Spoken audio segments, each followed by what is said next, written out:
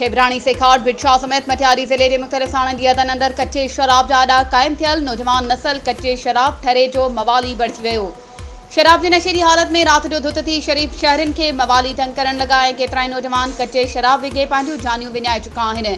ख़बर वेझो सैयद मुकीम शाह के कब्रिस्तान में क़बरनि जे मथां ठरी मीरवा थेलियूं क़बरनि मथां पेशाब ऐं ॿियूं ग़लीज़ हरकतूं थियण लॻियूं।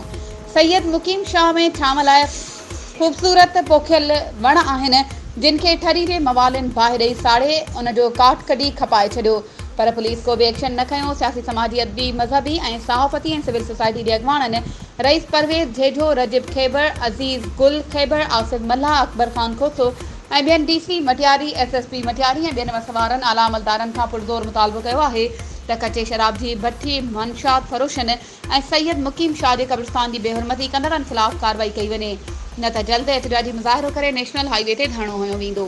वधीक ख़बरुनि ऐं अपडेट्स जे लाइ असांजे चैनल खे सब्सक्राइब कयो ऐं हाँ, बेल आइकन खे प्रेस करणु न विसारिजो त जीअं असांजी हर नई अचण वारी वीडियो तव्हां ताईं पहुची सघे।